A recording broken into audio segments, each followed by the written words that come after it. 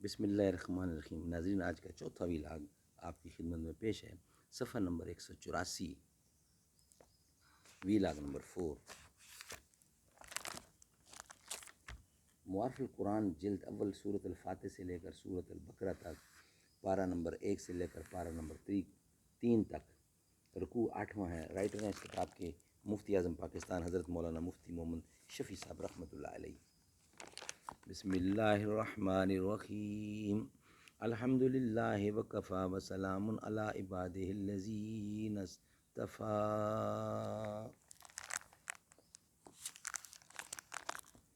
جاگنا ہے جاگ لے افلاک کے سائے تلے، تا حشر سوتا رہے گا خاک کے پائے تلے۔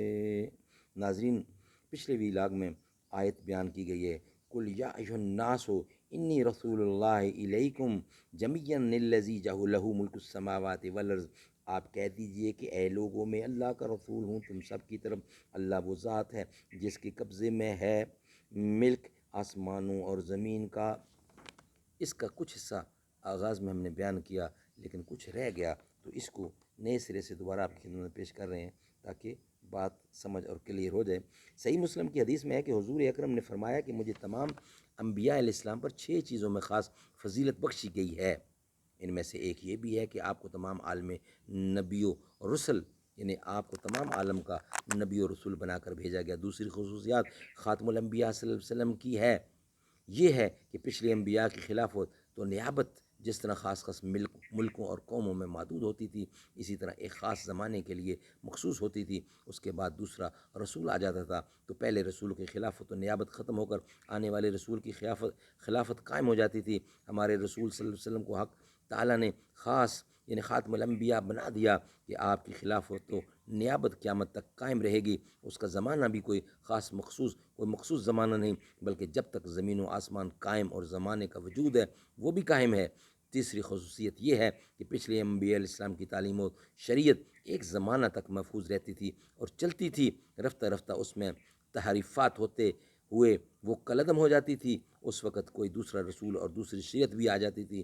ہمارے رسول صلی اللہ علیہ وسلم کی یہ خصوصیت ہے کہ آپ کا دین، آپ کی شریعت قیامت تک محفوظ رہے گی۔ قرآن مجید جو حضور اکرم پر نازل ہوا ہے، اس کے تو الفاظ اور معانی سب چیزوں کی حفاظت اللہ تعالیٰ نے خود اپنے ذمے لے لی اور ارشاد فرمایا، اِنَّا نَحْنُ نَزَّلْنَا الذِّکْرَ وَإِنَّا لَهُ لَحَافِظُونَ۔ ہم نے ہی قرآن نازل فرمایا اور ہم اس کے محافظ ہیں۔ اسی طرح حضور اکرم کی تعلیمات اور ارشادات جن کو حدیث کہا جاتا ہے، اس کی حفاظت کا بھی اللہ تعالیٰ نے ایک خاص انتظام فرما دیا کہ قیامت تک آپ کی تعلیمات اور ارشادات کو جان سے زیادہ عزیز سمجھنے والی ایک جماعت باقی رہے گی، جو آپ کے علوم و معارف اور آپ کے شرعی احکامات صحیح لوگوں کو پہنچاتی رہے گی۔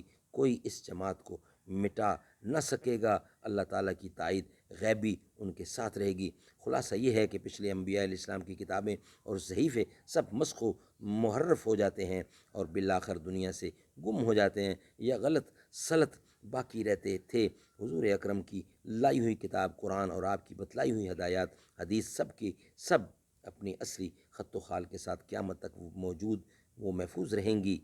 اسی لیے اس زمین پر آپ کے بعد نہ کسی نے نئے نبی اور رسول کی ضرورت ہے، نہ کسی اور خلیفۃ اللہ کی گنجائش۔ اللہ تعالیٰ سمجھ و بوجھ دے۔ نیکسٹ انشاءاللہ آپ کے ساتھ ویلاگ نمبر 5 کے ساتھ آپ کے ساتھ حاضر ہوں گے۔ اس میں ایک چوتھی خصوصیات بتائی گئی ہے، وہ یہ ہے کہ حضور اکرم کی یہ بھی ہے چوتھی خصوصیات کہ پچھلی انبیاء کی خلافت و نیابت جو محدود زمانہ کے لیے ہوتی تھی، ہر نبی اور رسول کے بعد دوسرا رسول من جانب اللہ مقرر ہوتا تھا اور نیابت کا کام سنبھالتا تھا۔ ہمارا 5واں ویلاگ جو ہوگا، اس کا ہیڈنگ ہے حضرت صلی اللہ علیہ وسلم کے بعد نظام خلافت۔ اللہ تعالیٰ سمجھ دے۔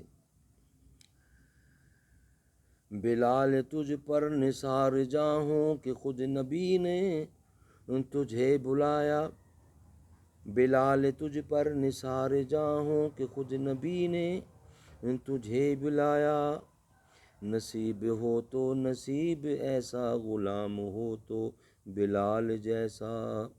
نماز اقصیٰ میں جب پڑھائی تو انبیاء اور رسل یہ بولے، نماز ہو تو نماز ایسی، امام ہو تو امام ایسا۔